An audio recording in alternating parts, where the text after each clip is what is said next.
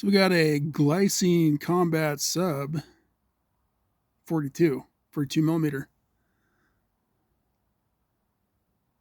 Take a quick look at it.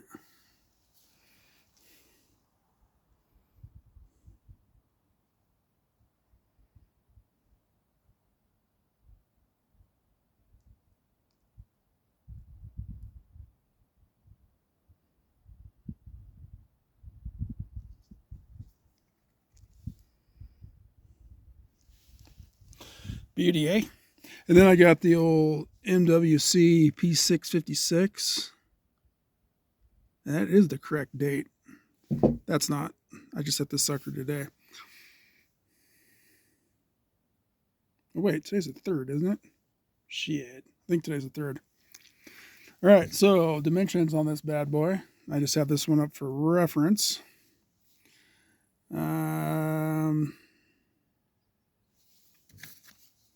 So we got a diameter of 42 millimeters.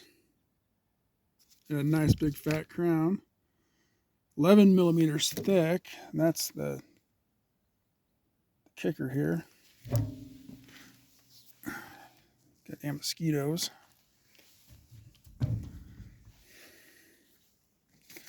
And 49.5 millimeters lug to lug. And the bezel, kind of a typical, only tick marks up to 15 minutes and then every 5 minutes after that. 60 click unidirectional. Nice solid clicks. Minimal play. Super Luminova C3. And I would say a superior. I can't really give you a good. There you go. A little bit. Love it. Green. I like that light green. I like kind of white or kind of off-white in the light. And then I like that sweet green. Whereas this is going to be a little harder because this is tritium. But you can see that nice and light. There you go. So that's actually Super Luminova on the pip. But the tritium is kind of light green there. And then this guy, 42 millimeters, 14 millimeters thick, kind of a fat bastard. And this now has, which I really like, all around, this FKM strap, smooth. Can't say I don't dislike it, but that's kind of nasty. But I don't know why they have to do that in the back. I wish the whole thing was just smooth like that. It'd be fine for me. Doesn't attract any crap on the outside. And then this is on a NATO, MWC NATO. Oh yeah, so 22 millimeters and 22 millimeters. And then you can see what, that was actually bleeding yesterday. And that was from this. So I've been mountain biking, or I mountain bike every day. But on this wrist, I always got the Garmin Phoenix 7X. But I like to have an analog watch too, just for the time and then timing, because this is going to be doing mileage, vert, heart rate. And then on the other wrist, I wear this. And kind of the point, the reason why I did decide to do this is I've had this for a couple years. So several seasons, more or less, if you say spring. Yeah, spring. I just happen right now because there's nothing going on. I can actually mountain bike in the summer, but usually it's spring and fall. And then this one, I've had this for several years. But since I got this in 23, I think the fall of 23, I wore it that fall mountain biking, all winter skiing and such, mountain biking next spring, and so on up until now. Many miles mountain biking on this, with this on my wrist. And I'm talking, free ride, downhill, and lots of Western Colorado, rocky. Southern Utah, rocky. Northwest, rooty, a little rocky. In California, sandy. Maybe a little rooty, maybe a little rocky. So it's not like I'm riding on a nice paved patch by any means. And I'm telling you, there's lots of videos on these. They're going to give you more of the insight on the whatevers of it. But I'm just saying, like, performance. I love an analog watch, especially with a darker background. And I bought this because it's got a black case, and I didn't really realize how blue the dial and bezel were. So at first I was like, yeah, you know, it's really grown on me. Actually, it's a pretty cool looking watch, I think. I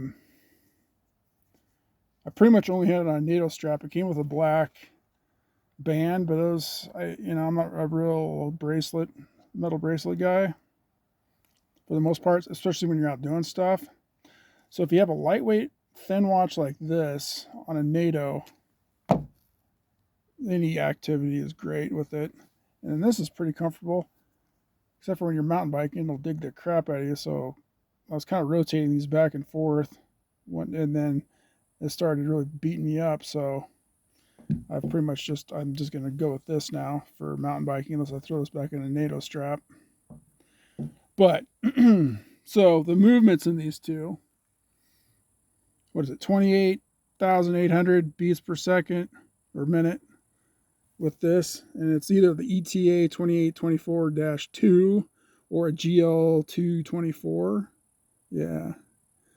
So it's either what is it, Salida? It's either a Salida movement or an ETA movement. And I have adjusted this, by the way. I can get into that too. I love these watches. Actually, both of them, Seiko and ETA. But this one is the Seiko NH35A. Comparatively, this one kind of varies depending on, like, I can lay this down and actually slow it down a lot at night, or keep it face up and it'll speed up. This one is not adjusted. I have not adjusted this one.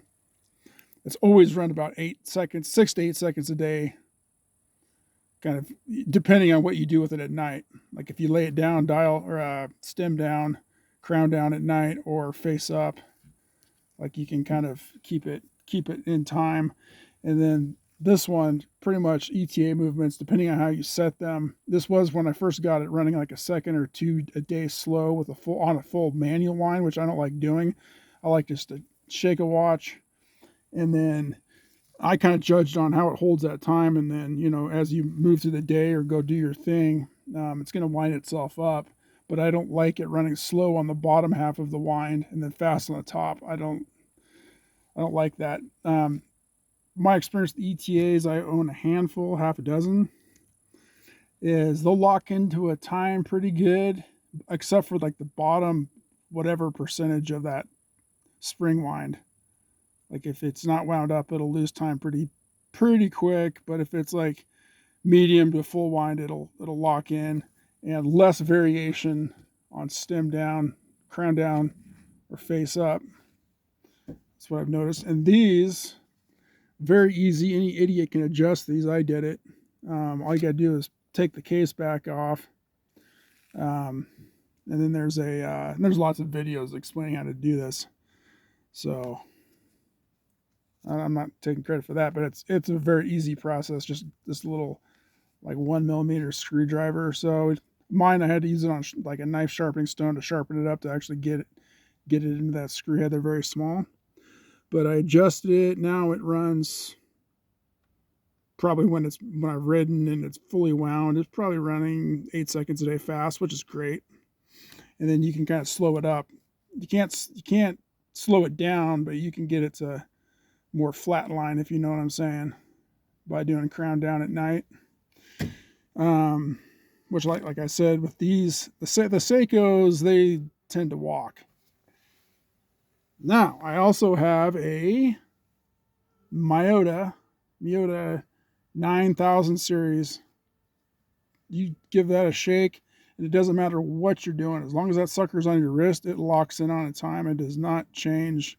You could wear that 24 hours a day for a year. And I imagine after a year, it might be 10 seconds off. I'm probably exaggerating, but pretty damn close. But point being, these watches are meant for use. So I like an analog generally for a watch. I like stopwatches too. I like altimeters. I like compasses. I like all that stuff. But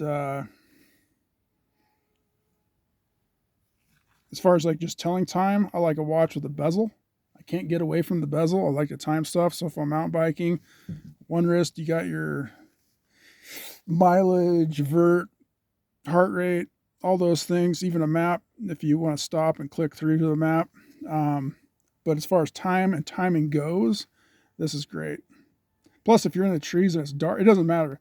80% of the time, if you're like 80% of light conditions, as long as you have a decent watch with good visibility, like either one of these two, you're going to see it, know what time it is, and then at night they glow. And this one glows really well. Like it's on par with the Seiko, and I prefer this over Seiko any day of the week. But they do have those Seikos do have good lume. So a watch like this, it's like a field watch with a bezel and good water. What is it? It's like 200 meters. Come on, focus, baby. And I said, look at that dial. Some of them have like even smaller little hash marks between the seconds. This one just has like the second marker. But it's kind of try to capture that in the light. It's kind of a gold on the hands and on the numbers and whatnot. But I think it's a pretty cool looking watch. Very durable. Now, I'm a fan of Casio watches. So, like my very first watches were probably Casio. I don't recall ever owning a G-Shock, but they always had like, you get a cheap Casio with a depth meter, stuff like that. That's the kind of stuff I was into when I was like, elementary, junior high. And by that point, Suntos were kind of becoming a thing, and I always had one of those. But never really had a G-Shock. But I think G-Shocks, if this thing is an automatic watch, and this has done 2 fire seasons plus other, the only things I had to hack off that's the only mark on this watch right there, and that's from pliers like channel locks. Because I did, or side cutters. I had to cut this stupid Seiko bracelet I put on there because I was kind of stupid, but I put a black case or a Seiko bracelet on, and being that there's no way to get the spring bar out like that, you can't get any flex on that bracelet. I had to just snip them. But these things, bring it back to that whole G-Shock thing, these things are durable and they look good and they don't show any wear. That's what these watches are built for. That and this. So you want to look good and slightly sophisticated and wear yourself a analog watch, or you want to wear a G-Shock. No shade on G-Shocks, but I think they just look like crap after a year. Like you put one of those through a fire season, it looks like you got a 40-year-old watch on your wrist. At least that's what it looks like. These always looking good. A couple more bucks, but automatic movement, kind of cool. Durable. I'm not saying to go out and pay so many thousands of dollars for a Rolex to go mountain biking with it, but that's what these things are meant for. Eventually, I'm sure you could wear these out by doing what I do, but life's short. Get a new watch. Like this, I've had this for 4 years, 3 or 4 years. The band, the same original band. If this is a Sunto, it would have fallen off my wrist a couple years ago. And it's looking pretty good.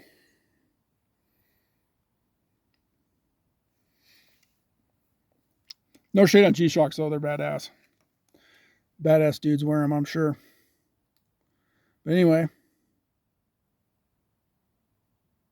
pretty slick, nice and thin, low profile, action ready. Get yourself an automatic movement watch. And this one is on the Glycine. Take it easy.